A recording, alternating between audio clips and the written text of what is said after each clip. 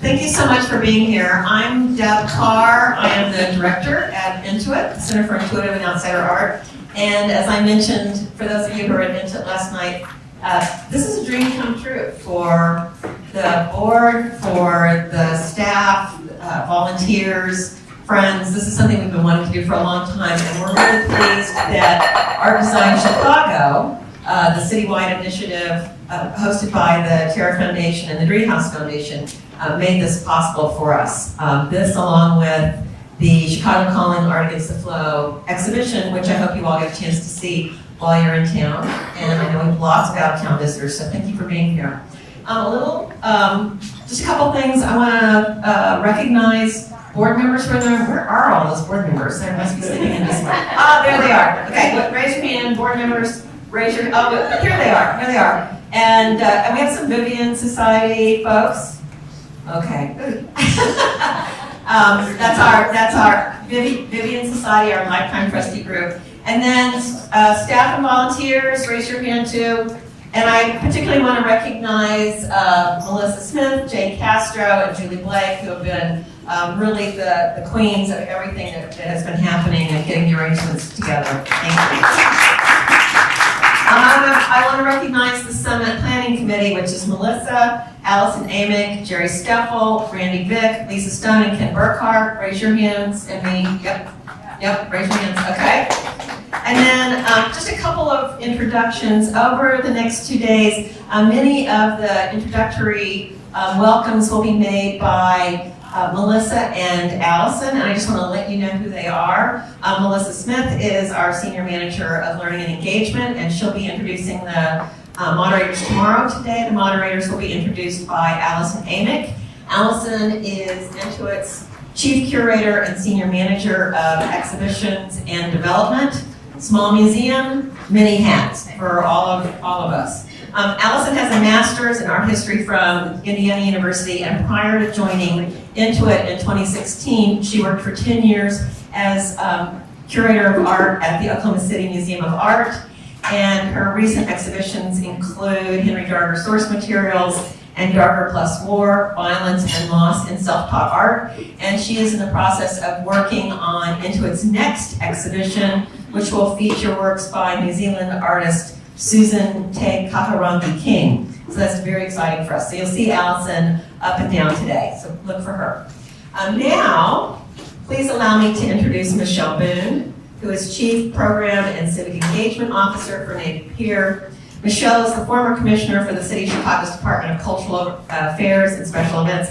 And in that role, she oversaw a whole citywide plan for the cultural plan for the city, in which artists, community leaders, and members of the public all came together in conversation to provide input. It was a really remarkable process, and I really congratulate Michelle for making that citywide embrace of the cultural plan happen. It was really remarkable.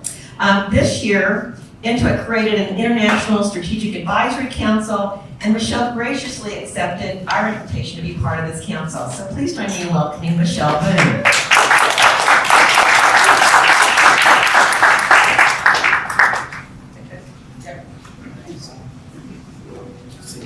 Okay. Good morning, everybody. Good morning. As Deb said, I graciously accepted it. Is it gracious when she says, you have to do this? So I was gracious in saying, okay. Good morning, everybody. Bonjour, buenos dias, because I know we have people from all over the world here, right? Thank you for the introduction, Deb, and also thank you very much for inviting me to join you guys and everybody here today to kick off Art Against the Flow Summit. As you said, I'm Michelle Boone. I'm the Chief Program and Civic Engagement Officer at Native Pier, and I am proud to serve on Intuit's Strategic Advisory Council. So 2018 has been an incredible year for the arts in Chicago. Our arts community has collectively come together to celebrate and participate in two major citywide initiatives. One you may not know about, and one you'll hear about more later today.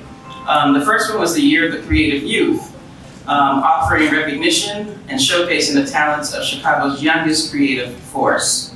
Arts organizations all across Chicago, including my own Native Pier, presented programs that featured a wide range of disciplines and styles as expressed by students, teens, and young adults. We also bonded together in support of the ambitious Art Design Chicago program led by the Terra Foundation of American Art. Museums, galleries, community art centers, artist studios, and more have all been activated with programs and experiences to tell this rich and important Chicago story of our history and art and design in the 20th century. And today's summit is a part of that initiative, and as the day progresses, we'll all be contributing to expanding this rich history. Since 1991, Intuit, the Center for Intuitive and Outsider Art, has been recognizing artists and organizations that create and present art against the flow, works that defy convention and challenges the norm. It elevates work created by people using traditional tools of the trade, paint, brushes, clay, as well as non-conventional everyday items and discarded materials, newspaper, aluminum foil, bottle caps, air, to transform it all into unique, meaningful, creative expression. Places and spaces like Intuit shines a necessary light on works that otherwise might be missed. It gives validation to the creative spirit of the so-called untrained artists and lets them know, we see you. Today's symposium may be called Art Against the Flow, but I thought it could easily also be named Audiences Against the Flow.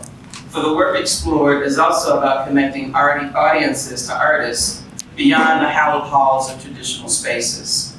It helps tear down the barriers, whether real or perceived, and creates new points of entry for all to accept and understand the broad diversity of art, the power of imagination, and the importance of recognizing and appreciating everyone's flow of creativity. So I'm thrilled to know that we have participants here today from beyond Chicago that also care about this type of work and value the connection between artistic freedom and space. So I'm looking forward to exploring it all with you today. Thank you, and let's get this party started. So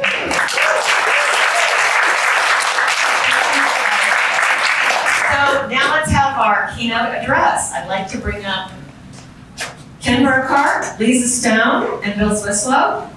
And while they're taking their seats, I'll just briefly introduce them. Kenneth Burkhart is the curator of more than 100 exhibitions and was previously curator of exhibitions at the Chicago Cultural Center. He's currently based in, where are you based in? Ithaca, New York. Ithaca, New York. Beautiful.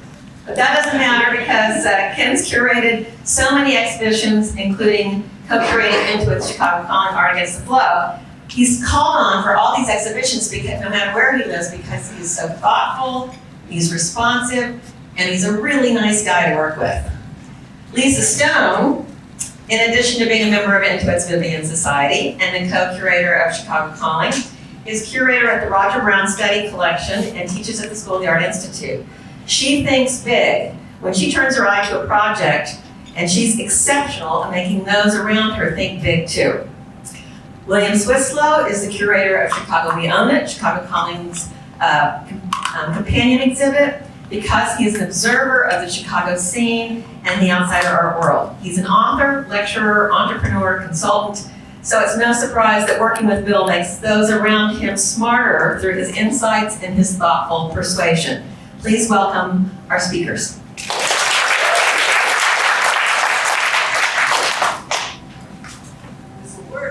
Welcome everyone, and thanks so much for coming. Can you hear me? Yeah, okay, good. Cannot thank the Terra Foundation for American Art enough for so many exhibitions and projects and catalogs that really make Chicago just kind of unfold before our eyes all year, and it's still happening.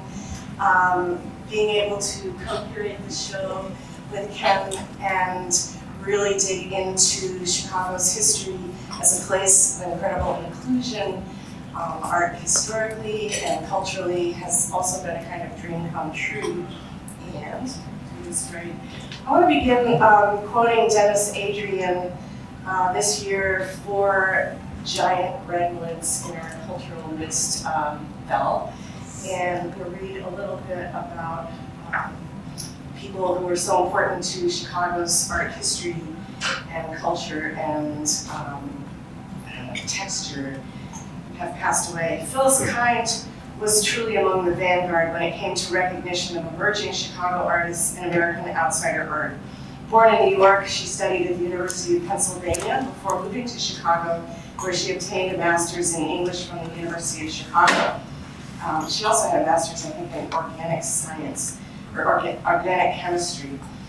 Kind opened her Chicago gallery in 1967, originally specializing in old master prints, but soon began promoting the work of Harry Gu and other Chicago imagists, as well as those by then obscure outsider artists. Roger Brown and Ed Paschke were represented early on in their careers, and Kind was instrumental in securing the legacies of the now widely admired self-taught artists such as Henry Darger, Joseph Yoakum, and Martin Ramirez, the latter of whom was first represented by the Phyllis Kind Gallery. Another of Kind's, first of Kind's was the first U.S. exhibition of the works of institutionalized Swiss artist Adolf Wolfli, indicative of her efforts to link American outsider art with the more established field of art brut in Europe. She also helped found the British magazine Raw Vision and the Outsider Art Fair in New York. Though Kind closed her Chicago gallery in 1998 after the death of Roger Brown, her New York gallery opened in 1975. Does not continue. I'm reading this, it's printed off. That closed also in 1998. Dennis Adrian, born on Balloons Day, which I think is important, in Astoria, Oregon in 1937, with what he once referred to as, quote, an innate curse of the aesthetic. Adrian studied at the University of Chicago and at NYU. Around 1955, he began working at the Allen Frumkin Galleries in Chicago and New York, where he first learned the ins and outs of the art industry. He invested what little money he had in drawings and prints by artists like Pablo Picasso, Juan Miró. He first discovered the imagists at the Hyde Park Art Center in 1967 before introducing them to the eminent Chicago gallerist Phyllis Kind. As he became an authority on Chicago's art scene, Adrian contextualized and advocated for the imagists, the Monster Roster, the Chicago Seven, and other artists from the area, helping to establish the city as a globally recognized art world hub. But it was his enthusiastic support for the second wave of imagists that solidified both his legacy and that of the underground artists he helped legitimize institutionally. Aside from curating and writing, he mentored local collectors, facilitating acquisitions that often became gifts to museums. Adrian sought to elevate artists from the fringes of the mainstream into the conversation as a critic, and he spoke and wrote about non-mainframe artists as artists unqualified. He was an aficionado and appreciator of what happened in Chicago at the highest order. His historical and aesthetic acumen was unparalleled, as was his razor-sharp wit and his flat-out love, which is sorely missed. David Philpott was an artist who gained international recognition for his elaborately carved staffs. Philip grew up on the south side of Chicago with a stammer that caused him ridicule and later served overseas in West Berlin. He returned after 4 years of service to care for his younger sisters, married, and for the next 17 years worked as a taxi mechanic. Despite having no background in art, Philpott began his artistic career in 1971 when he became inspired to create a staff like that of Moses after seeing the film The Ten Commandments. Praying to God to learn how to make a staff and receiving divine instruction, he created the first of many finely carved staffs. He would intricately decorate with shells, photo gems, and found objects. Following his first show in 1981, he amassed a large following, and his works appear in many collections as well as the private ones of Richard Mack Daly. And last but not least, Jim Good is fondly remembered as a mentor to Chicago artists and an advocate for the city itself. Jim grew up in New Jersey, coming to the Midwest in the 1970s as the University of Wisconsin undergraduate, eventually obtaining a master's in art history from the University of Chicago. He taught at Loyola University, DePaul University, and the School of the Art Institute of Chicago, but may be best known for his tenure there when he was a professor of art history theory and criticism for more than 30 years. He had also wrote widely in numerous art publications such as Art Limited, Aperture, Glass Quarterly, and Art Forum, discussing contemporary art in general and the often overlooked art of Chicago in particular. If you ever heard Yud teach, he was a Chicago booster in the most sincere way, and we really miss him a lot. Ken and I are really glad that we included a great quote from Jim Yud in this exhibition catalog where he said, "Art does not sit on its ass in museums or wander the boulevards, it's out on the streets." So thank you, and we really honor these artists in this exhibition and symposium. So this art show is about Chicago and what happened here and what's continuing to happen here. But I also often think about the Midwest, and starting from Sheboygan through Milwaukee down the western shore of the Lake Michigan shoreline as the axis of incredible inclusion.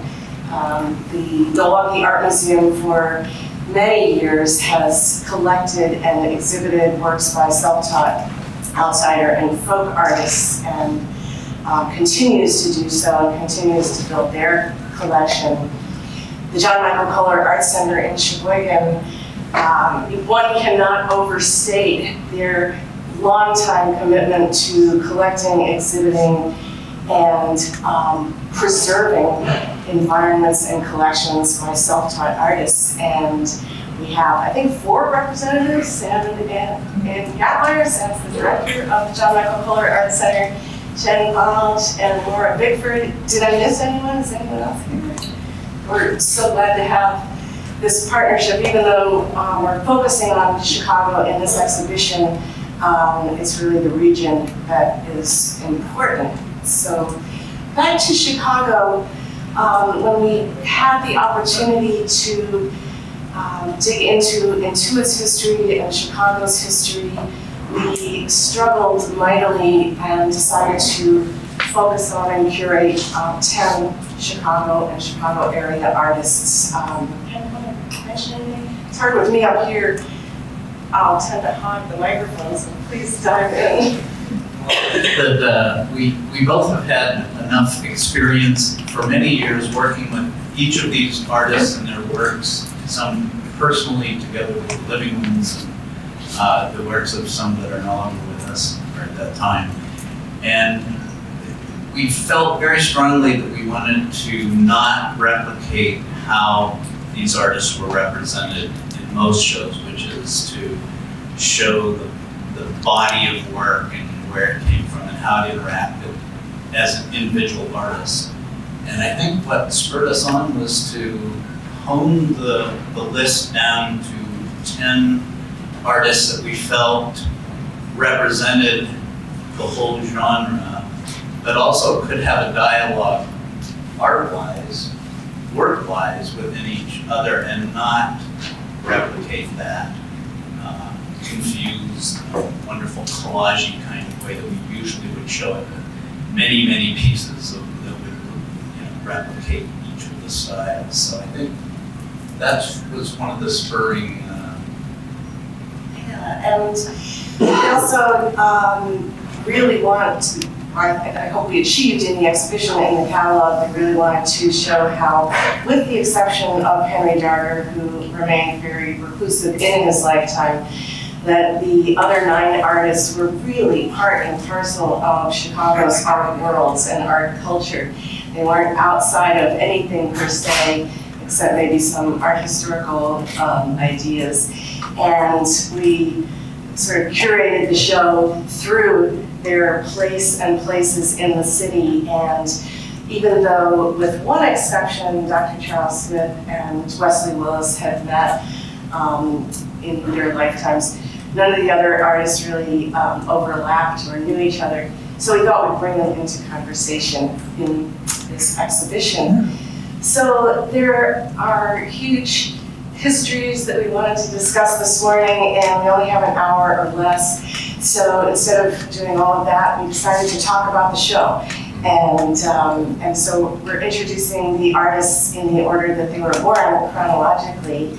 And so this is Aldo Brando Piacenza, who was born in Modena, Italy, came to Chicago as a young teen and ended up in Chicago.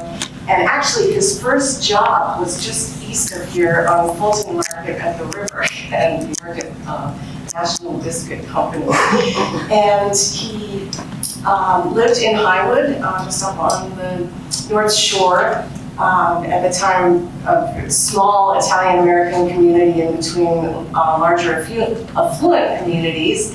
And in his autobiography, about a 50-page autobiography, he talks about his life, his work, his traveling back, being able to travel back to Italy several times with his wife in his senior years. He never once mentions being an artist and a maker of things, but he completely animated his backyard, side yard, driveway, and painted the entire interior of his house with memories of Italy, and particularly the sacred architecture of Italy in these birdhouses that are also cathedrals, or cathedrals that are also birdhouses and shrines.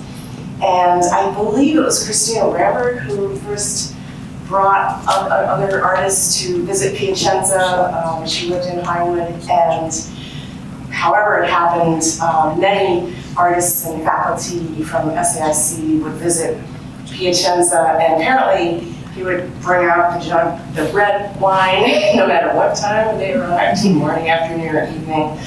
And although he didn't see their work per se, he was really happy for the attention. So in our installation, focusing on Piacenza, we decided to kind of go along the lines of memory and venerate with affection is a quote of Piacenza's, and there he is with his wife, Rosa. So we decided to build a little Italian hillside, which that's an Italian hillside it's supposed to represent, and fill it with works by Piacenza. We had many to choose from, select from, so we thought we would go show a range from the highest high style of the Santa Maria del Fiore in Florence down to a very rustic peasant church on the left. Bring in a bird by Lee Godey, and since they're birdhouses, and include some works by William Dawson, who also made so much work coming from his memories. So we also thought we can tell architectural stories here. The Milan Cathedral on the right, or Piacenza's version of the Milan Cathedral, really represents the high Gothic in architecture. And then Brunelleschi's dome and the Santa Maria del Fiore in Florence represents just such a major advance in architecture historically. It's still thought to be one of the most important things that happened. So we thought we could talk about those. Anything from my You're doing great. folks? And we have so little time. Keep going. Oh, we do. And then had the opportunity to have one of his paintings of Florence, and then even though there's an image of the painting of St. Peter's, that's actually across the gallery. So, and then we didn't really know why we were including this work by William Dawson, but we loved it so much, so we did. And then we looked at the back and realized that he was actually referencing the United States Air Force Academy Cadet Chapel by Walter Netsch in Colorado Springs. So we don't know what image or images he was looking at, but the one on the left with the airplane right on the tarmac in front of this really radical, beautiful building. I like how you talk about this. I really love the placement of the bird-like jet on the top. And if you look at a lot of Mr. Dawson's work, he does a lot of things with birds. carves them out of bones and wood and all that. You know, this brilliant placement of the bird-like, which has eyes. I guess that's.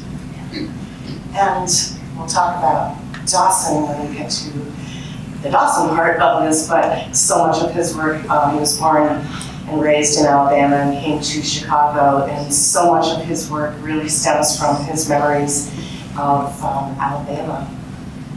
So Henry Darger, born in 1892, I think Darger's probably the best known, best internationally known artist in this exhibition, and his story has been told many times. His work continues to be examined and explored, which can happen, I think, forever without ever running into the end of the possibilities. So today we thought we would talk a bit about the Henry Darger room at Intuit. In 1999, when his room was going to be rehabbed and most of his work and study materials went to the American Folk Art Museum in New York, Intuit had the opportunity to preserve what was left in the room, and it took a while to do this. We had a very short time to gather volunteers together to inventory, pack, and move the work to storage. And then we had a couple of dress rehearsals before actually getting to the Henry Darger room. So on the left was a show called Studies and Sketches, where we first brought out Henry Darger's table and first started working with the materials, and then we realized this is going to be really complicated, and there's so many issues involved with showing this materials. And so the next thing we did, we learned a great deal from in this exhibition in the niche, which is now on Italian Hillside until January. And we learned a lot from this. We learned there absolutely has to be a sense of, where you stop being Intuit and you're in the Darger room. Architecturally, it's got to be really replete, and we can't have mylar materials and so forth. Everything has to feel authentic and real, even though it's reproduced. And so many times during an almost 10-year period when we were trying to put this together, people would say, "Why are you doing this?" And I love this quote because the moving and preservation of Francis Bacon's studio from London to Dublin was a real model for us. So this quote, "For some of those close to Bacon in his lifetime, the studio was an heroic statement, a work of art in its own right, created over many years to distill and give form to his aesthetic intentions." Glad we didn't have to do that one. But it was really exciting. There were so many people involved in this project, and it was really especially done so there would be a place preserved for Henry Darger studies in Chicago. And it's about to go into its second iteration, which will be really exciting, and I know nothing about that project. Okay, so we brought Darger into a couple of tableaus, but in this tableau, which we talk about as strange phenomena and imagined realms, we thought we could bring Darger's work together with landscapes by Joseph Skilas and also landscape by Joseph Yoakum. And then there's another view on the wall to the right. I will just throw in quickly here. I think it's a part of what comes out of how we try to make our arrangements and develop our conversations is it really gives you an opportunity to look at Darger with a slightly different eye. Because if you get past what hits you in the face right away and you start to look at his landscapes and how he's developed his own environments, I think we hope that this gives you a toehold into taking it to another level, just, beyond that, the horror of the scenes or all that. And I do think that this wall, and we've said this before, ends with a little sense of hope that, that this will be resolved, this angst that he has. And somewhat through the works of the other artists, it demonstrates that. One can look at Darger's work from so many lenses, and looking at the landscapes and the weather as much larger forces than the really complex human endeavor on Earth, I think is one way that they strike me really deeply. Joseph Yoakum, born in 1890, African-American, Creek Cherokee lineage, called himself a Navajo Indian, told people he was born in Window Rock, Arizona, and I believe him, even though he wasn't. Yoakum traveled the world in his youth as a young man of color in the early years of the last century. He traveled far and wide. He worked for 4 circuses and the Buffalo Bill Wild West show. He served in World War I in a Black battalion in France. Later on, landed in Chicago, and in 1962, under what he called the force of a dream, he began a serious 10-year studio life drawing these landscapes, and was discovered in a couple of different steps, and then very, very seriously embraced by Chicago artists and art historians. He's shown here with art historian Whitney Halstead and the late great Ray Oshida. Whitney became his executor. So the Art Institute of Chicago started with Whitney's collection of about 120 Yoakums, and now they have 222. Artists, probably after hanging out at Maxwell Street on Sunday mornings, would go down to visit Yoakum, and we can see in this slide some of his drawings in the window beneath the Venetian blinds.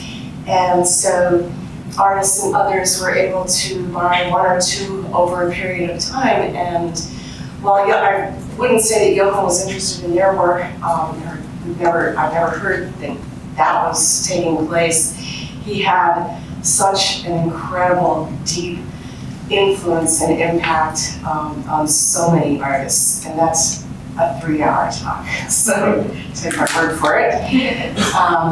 So we also, so often Yoakums, I mean, you can't see enough Joseph Yoakums. They're all, as Phyllis Kime said, they're all perfect. But we decided to decided to curate Yoakum in with Joseph Skilas and really look at the features of the landscapes. So the drawing in the center, the top, is called Mounds of Pleasure, which I wish we had known that early on. We would have called this show Mounds of Pleasure. But we decided to start out with this absolutely sublime Joseph Skilas Tree of Life to root the tableau in the earth, and some of Yoakum's drawings, which are also rooted in the earth, use the sinuous device of the roadways, which really animates so much of his work, to kind of lead up and then end with his splendid suns. Yoakum would, for years, use a quarter, which was, I think, the only sort of architectural device to trace and to do his brilliant suns. And so, and this is a good segue to not only talk about the artists in this exhibition being embraced and shown and part of Chicago's art worlds, but to segue to Pauline Simon. And this was an exhibition at this Wabash Transit Gallery of Joseph Yoakum and Pauline Simon in their lifetimes. So actually, one would presume that they were, I haven't found anyone that's been to this exhibition or was at the exhibition, but presumably these artists met each other.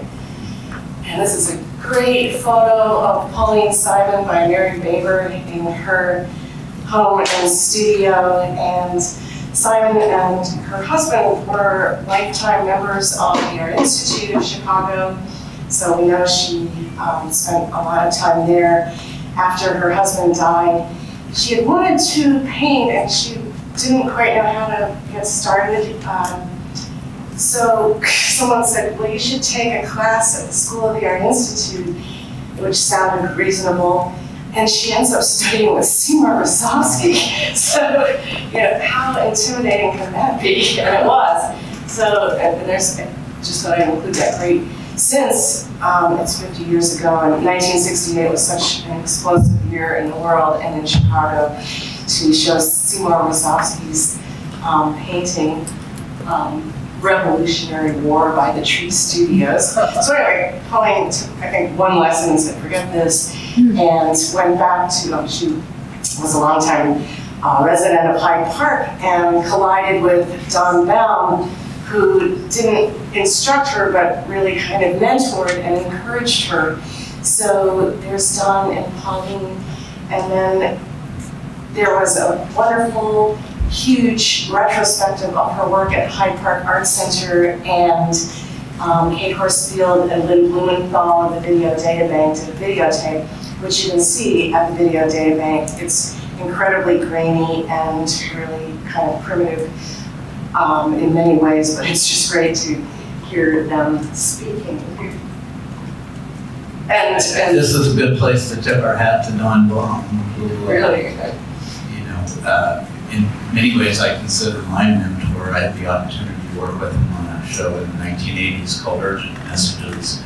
And he really opened my eyes to the whole notion of there's as much a dialogue between you and the art as there is with the art back to you, and to recognize that art does speak. And you look for those connections from that standpoint and let it guide you through how it comes together and becomes arranged and talked about. So we both had wonderful, wonderful years with Don. yeah, he was Great. kind of the match that lit a slow-burning prairie fire that I think continues to burn. Maybe not slow burning. So we brought Pauline Simon's work into a couple of tableaus. This is just part of the one that's about depictions of feminine beauty, and here she is with works by Lee Godey. I also think, while Pauline Simon, we know she spent considerable time at the Art Institute, and from her work, you can see that she adopted and played with various modes of working, from expressionism to impressionism to pointillism, and yet in her own really original way just reinvents these modes. So I take a little liberty here and think, maybe she was looking at the portraits of women in flouncy gowns of John Singer Sargent. I'm making this up, but I think there's something there, or at least I see a kind of connection. Or in some of the early American folk portraiture, there might be some hints of that as well. I'm making that up too. But she did like Klimt. She did like Klimt, yeah, and she said she pretty much didn't care about any other artist but Klimt. And we also used two fabulous examples of her own self-invented use of pointillism in a little tableau we call Brushes with Greatness. Mr. Imagination did many, many works with discarded paintbrushes, and in single works in this grand kind of staccato piece, and he called those brushes with greatness. And Pauline Simon certainly had her brushes with greatness, and where she may have been riffing off of the Sunday afternoon at Le Grand Chat, which everybody knows in the Art Institute's collection, this would possibly be Sunday afternoon in the Tattoo Parlor. He's a tattoo artist and wife from Don Baum's collection. Okay. Mr. Dawson, I think we first have to recognize Suzanne Craig for one of the earliest recognitions and appreciations of his work, and having put together the first public presentation of it many, many years ago. Then I have to thank David Cargill and Mike Nolan for coming to me in the mid-late 1980s and suggesting that we do a very major show of his work.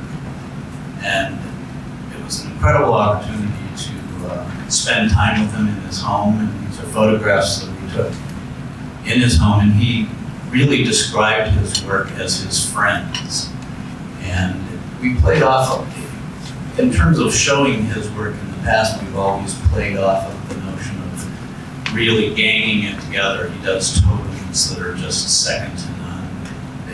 There's a certain power in putting them, a dozen of them together and letting them interact. And we consciously wanted to step back and think of the fact that oftentimes many of these pieces are just singularly beautiful, and it's much more difficult to appreciate them, such as our intro piece that we used by Mr. Dawson, which we felt really grabbed your attention when you walk in the door and let you know that not only are you going to look at art, but art is going to look at you. It's really hard to, with 10 artists, to pick out one work that's going to be one, and we just We immediately. said this is the one for the front wall. Here, I guess I'd like to say, and I should have said at the very beginning, that I only agreed to do this show if Ken would be co-curator, thinking that's not going to happen. And he immediately agreed to. Ken has just been an absolute delight to work with, and we just. That's a two-way street, I would not have. And Bill too, but. Lisa Stone did not call him. So, from the Venerate with Affection tableau, this is one of, I think, just one of his very, very strong works that is, we think, we don't really know, a memory of Alabama, and which he did many carvings and paintings. And then we brought a few of his works, very, very fierce animal, creature, human combinations into a tableau with works by Dr. Charles Smith and Henry Darger, really looking into fierce determination in the face of incredible violence, and then the kind of determination of getting through those experiences. It's complicated, and we'll get to that when we talk about Dr. Smith. And we thought we'd get a lot of flack for bringing these artists together, especially Dr. Smith with Henry Darger. So far, nothing. And then in this little tableau with child-sized, doll-sized, adult and sculptures of adult figures by Mr. Imagination of incredible poignance, we just were not going to not have this work by Dawson in the show. We didn't know where it was going to go, but we knew it would anchor an area where we really want people to get up close, deeply intimate with the works of art, and sense this poignance and kind of human condition. Great. Yeah, and I think this is a great example of pulling a single Dawson out of the groupings that would typically be hung in that style and letting it, have its moment. So, and I should mention that I forgot to put in the slide of Mr. Dawson with Karen and Roger Brown and all the people that organized the exhibition at the Cultural Center, but it was just another one of those moments that shows how Chicago really, Suzanne Craig, stand up. Suzanne, I think, really might be is responsible for the first exhibition. Work and was an incredible supporter, but that Dawson and others were not, were not presented to the city as outsiders, even if that term was used. They were part of the art culture of the city. And Lee Godey certainly exemplifies that. She was, according to everyone, first seen on the steps of the Art Institute of Chicago in 1968, that incredibly explosive year. And that's when the school was in the museum, so there's faculty and students and curators and people that come from all over the world to see the Art Institute's deep collection of French Impressionist artists. So you want French Impressionist? She calls herself, she becomes a French Impressionist artist, which is, I don't think in 150 years, any faculty or students at the school had the guts to do that. And she and everyone else in Chicago in 1968, this is about the time when John Hancock Center, which we're not allowed to call it, but I'm going to anyway, was being built, and this had such an indelible impact on so many people. Seeing this being built, apparently they couldn't use rivets because that would have been so loud, so people were watching them arc welding, and the structure became absolutely iconic in many artists' work and architects and so forth. So we had this, to pick one work by Godey, because she used the Hancock Building and Center in so many of her works. It's like where she was. It says Chicago. So while she probably didn't know Wesley Willis, we snuck her in there with her work. Just great rendition of the Hancock Building. We could have included many, but we also thought they belonged together because Wesley Willis also, as the delineator of the city of Chicago's architecture and infrastructure, they both did the Hancock Center over and over. I have no idea how much time we have. So I don't know another artist that invented themselves as completely as Lee Godey did. She was a French Impressionist artist. She had no need for the infrastructure of the art world. She didn't need a gallery. She didn't need a home. She needed a home. She didn't have a home for the most part. For many of the years she was making work on the streets. If she didn't like you, there was no way you were going to buy a painting. Everything about her was original and turned the artwork on its head. She had a little red party where she invited some of the luminaries of Chicago's art world to meet at Grant Park across from the Cultural Center early on a spring morning in 1974. She served frozen raspberries and frozen strawberries at Red Party and brought out red paintings with a lot of red. So that was a moment, and that's Dennis Adrian on the right, and Harwich, George Brown, Roger Brown's partner, Russell Bowman, Molly Thurm, Barbara Bowman, and I'm not sure who's on the upper left. So Godey was pretty much in the Gold Coast and then in the Water Tower area, but she was around the city, so we mixed her in with several tableaus. And also, kind of at the last minute, decided to include her. There was a guy Whistling. Oh, okay. That's good. It's a long word. Include her with a work by Polly Simon, which is actually a tank in the Vietnam War, and look at woman power and women who define themselves so strongly way, way, way before now. Joseph Skeels, again, the Art Institute of Chicago is getting a lot of play here this morning because it was really a gathering place or point of departure for some people. Skelos was shown in 3 of the, even though he remained in his lifetime outside of the gallery and museum network, largely because he charged $60,000 to $100,000 for his work, which is well worth it at the time, but back in the day as an emerging artist, there were no takers. So Phyllis Kind, Herbert Hemphill tried to, went to his studio and tried to talk to him, and he wanted so much for his work, no one could do anything with it. But he was shown at the Art Institute, so he's kind of known, like, who is this guy?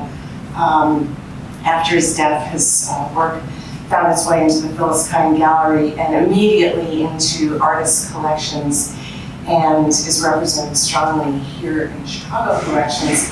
So we brought 2 Skelos works into this displays of gender examining beauties tableau, and kind of organized some portraits of men by Lee Godey looking at this female nude, which is kind of what a lot of people would consider indicative of the male gaze.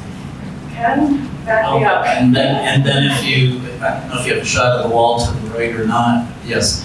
And then you have these wonderful Ligotti stylized nudes mixed in with another ski-less, and you have the Pauline Simon elegant portraiture. It's a wonderful dialogue once again visually to go back and forth between them and look at Godey's leaf marks, and then over to the clothes that the cloth that Pauline Simon rendered. And then interestingly enough, Lee Godey, who hated to be photographed and legendarily would, get a little angry if you pointed a camera at her, spent quite a bit of time in photo booths, and working out her own persona there and doing things with photography that, just blow me away every time I see it. It's another total dimension for her persona. Yeah, it's hard to see in these slides, but there are photos of Lee and one where she's kind of draped, possibly nude in the photo booth. And we really wanted in this tableau, we want to really make the audience work and go and look through. This is full of issues, lots of questions, no answers, but great works to bring you through the issues. Oh yeah, so that, wait a minute.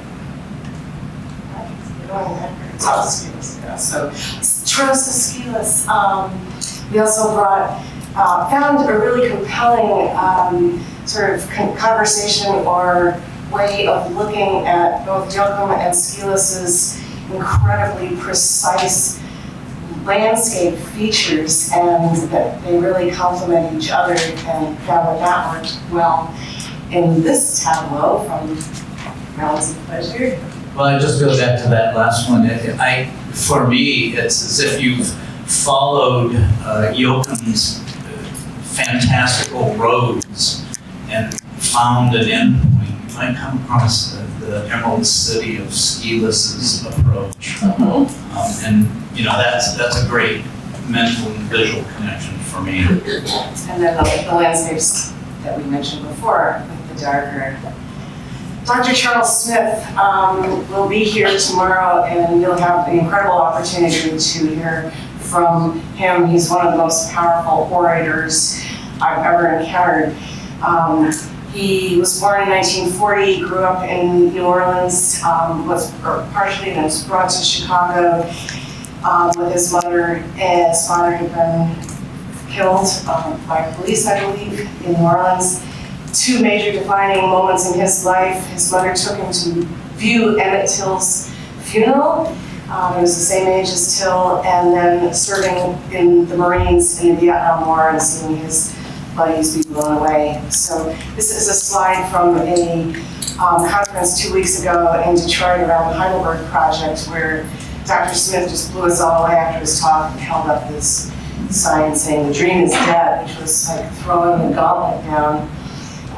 He moved to Aurora as a broken man and suffering PTSD after coming back from the war, and started making art in about 1986, 24/7, which he's still doing, in order to come to grips with the every single instance that's happened to African Americans, from the diaspora to whatever happened yesterday, whoever got shot yesterday. And he called his environment the African American Heritage Museum and Black Veterans Archive. And this is a view of the one in Aurora.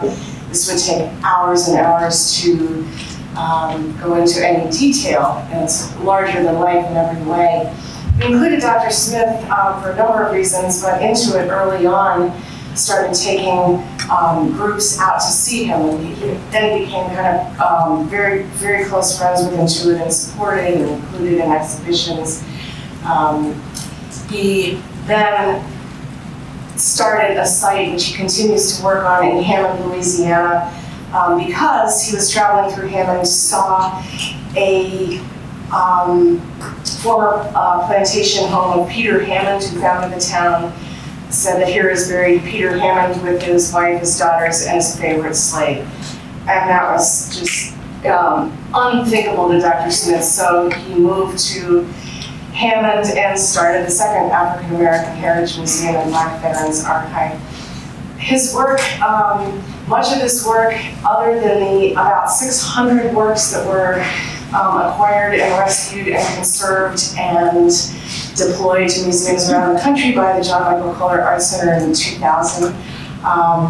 His other works in collections and in his environments are very weatherized. So we're really fortunate to be able to borrow works primarily from the John Michael Kohler Art Centers, their conserved works for this show. So they would be show-worthy and travel-worthy. We put together some we curated very powerful works by Dr. Smith, showing, as I mentioned previously, this incredible strength and resistance in the face of all manner of horrors. Brought in a few of Henry Darger's work that show violence against children, and a couple of tableaus of poverty-stricken family with children, a pregnant woman, enslaved children, another small enslaved person. And again, I really hope you spend time around this work and this tableau and see what it does to you. We aren't exactly sure how the audiences are encountering this work. Mr. Imagination, again, one of the artists who was so integrally engaged in Chicago's fabric as an artist. And so because he was all over the city, we put him all over the exhibition. And we wanted to have a sense of scale here too also. So we have, and I'm getting speed it up here, really large totemic works with some of his many casts of hands. And then, as I mentioned, the small works, which are incredibly poignant. And also because he made these in response to bottle cap dolls, which are perceived by many traditional to be very racist objects. He kind of rescues this art form and gives it incredible dignity. I wanted to just throw in the fact that Mr. Imagination, wherever he was, in Chicago, in Pennsylvania, in Atlanta, became so much a part of the fabric. And so after his funeral, the funeral cortege went by his garden for peace, and the closer you got to the cemetery and to his home, the churches had these signs out that said, "We love you, Mr. Imagination." I just okay, Ken, you got 2 minutes. Maybe one. Mr. Wesley Willis was, in his own right, a Chicago institution. To thank Carla Winterbottom for that great photo of him. He is one of the artists in the show that not only made visual art, but is equally known for his exploration of music from his own standpoint. And there's an entire cult of people who follow his music and as well as his visual art. If you ever had the privilege of watching him actually draw, it was almost like watching music. It was like a performance piece. He often chanted and sang and had music going. He was one of the artists that we gang together in purposely because there's a musical quality to that, to his marks and how they relate to each other. And I'll just very quickly say, when I saw him drawing, I never saw him work on a piece till it was done. He always had a stack of them going. Would be in his sort of cadence, draw a little on one, flip it to the bottom, draw a little on one, flip it to the bottom. And it was just, no reference or anything right out of his head. It was a remarkable performance. So far from being outside of anything, he was so embedded in the city, all over the place. And also, I showed an image of the Art Institute. I think it's really interesting that very early on, when he started making art, there were two architects, Paul Young and Rolf Achilles, teaching in Crown Hall, but they're just a height of modernist architecture. And they welcomed him in there, and he was able to use it as his studio, which, does that happen anywhere else? Cal always say, would that happen at MIT? We're not sure, maybe. And we didn't include an example, so we had borrowed for this slideshow the Museum of Contemporary Art's drawing by walls of Crown Hall. But also there's so many deeper histories about these artists and their presences in the city. Crown Hall was built on the footprint of the Mecca apartments, which were destroyed when many people that lived there in the neighborhood were moved out by, elimination, so-called, of blight. And so the fact that Wesley Willis ends up back doing his work at Crown Hall, we like to think of that as maybe giving Crown Hall a little measure of soul. With every artist in the show, we'd say, let's just do well with Wesley Willis. Let's just do what we got to do. So we didn't, but we got to show gang work. Okay, Bill, I'm really sorry. We're in trouble. Go. Just a preface. While we were putting this together, is this on?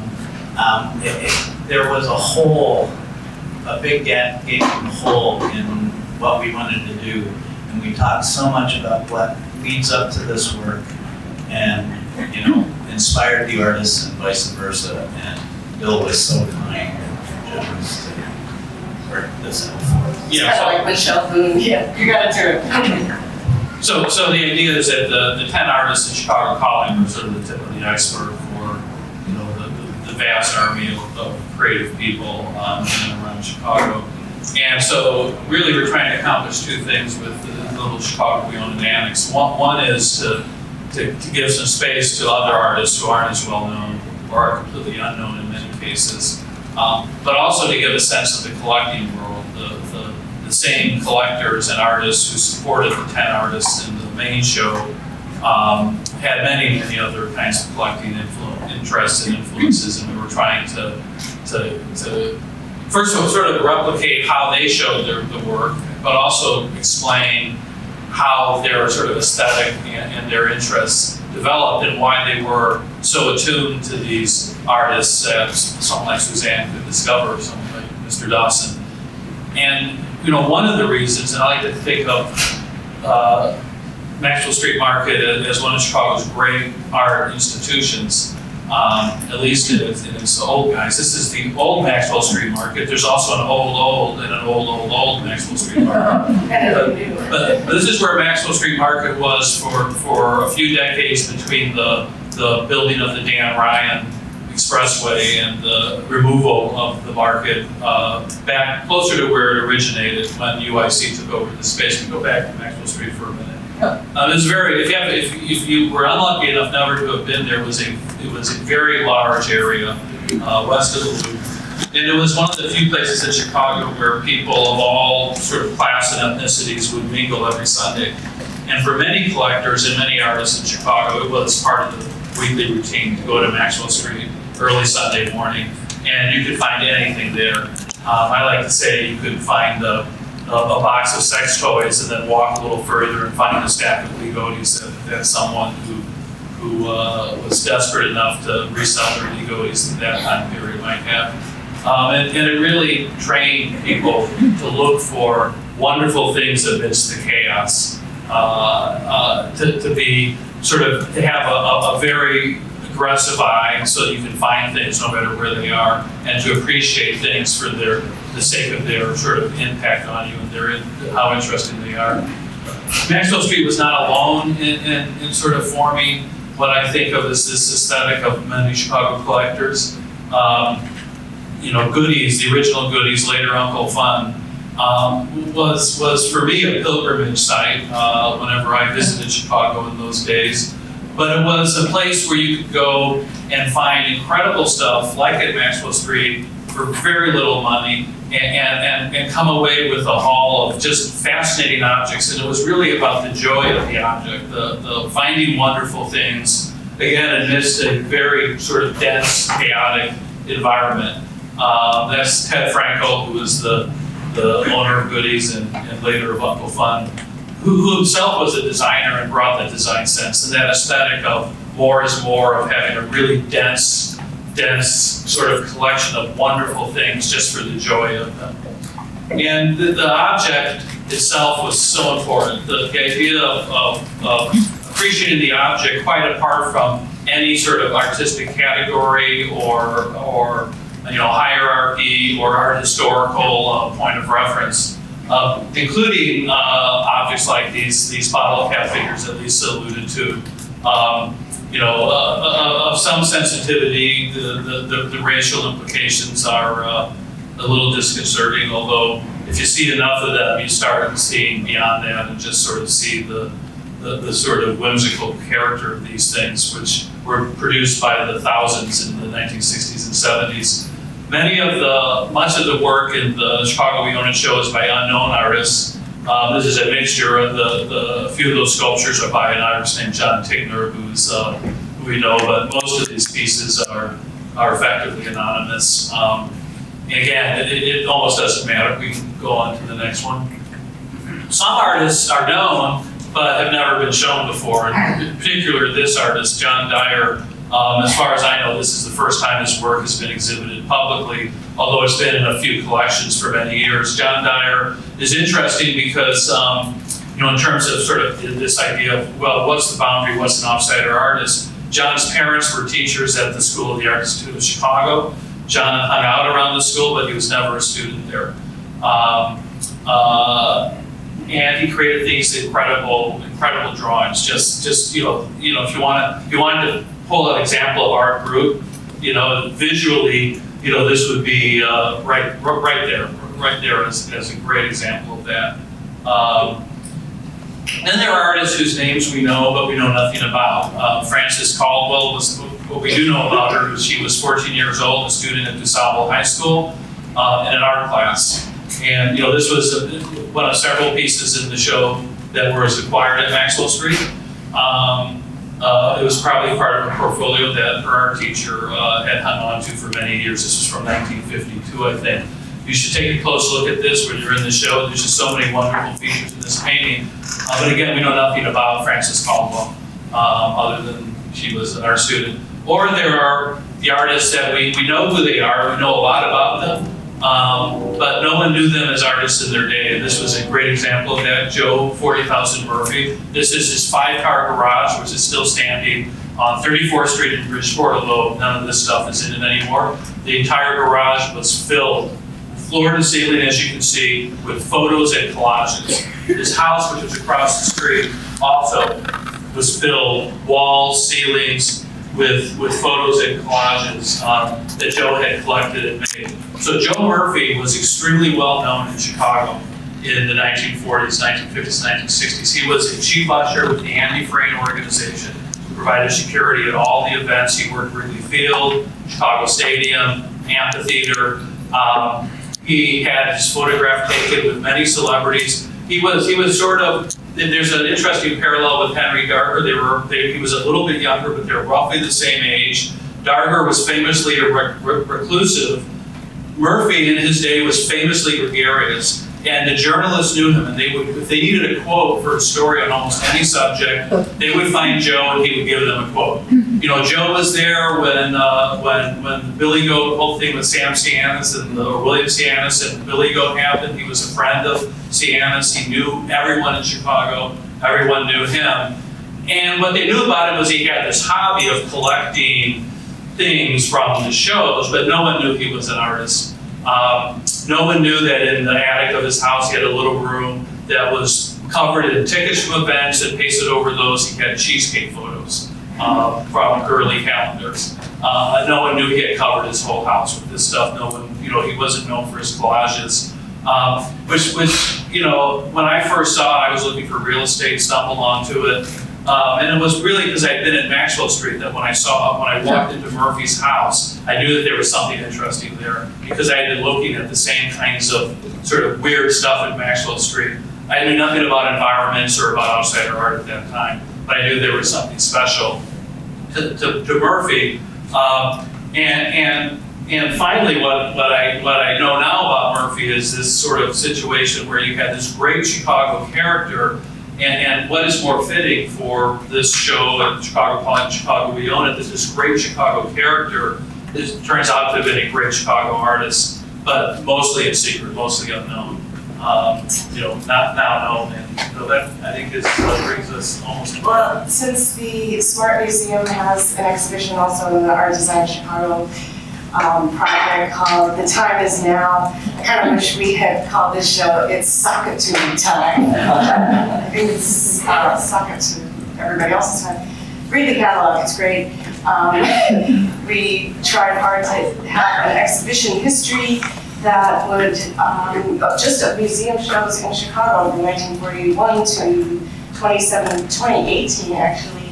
There's an incredible exhibition history that underscores our curatorial premise. And I wanted to end up with a slide as a segue to the next presentation of the installation of the 1979 show at the Museum of Contemporary Art, but I didn't get the slide. So yesterday, Bill, of course, had gone to the show in 1979 and kept this piece of paper. So this was no problem. So thanks for your patience. I kept it not because I cared about outsider art, but because I thought Henry Darger was very interesting. Remember, in 1979, if you wanted information about someone, if you didn't have it in your own, like if you didn't have it in your files, you couldn't find it. So I kept this sheet because I wanted to remember who Henry Darger was.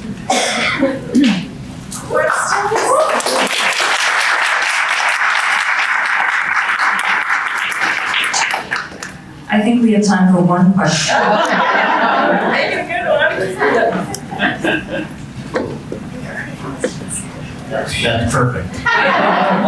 We'll be around. This is kind of a hangout scene, so for the next couple days. I'd like to just close it with, I love the term audience against the flow. I think that is, that really sums up what we hope comes out of this whole session, the show, the future, is in fact to open this up to a much, much broader audience.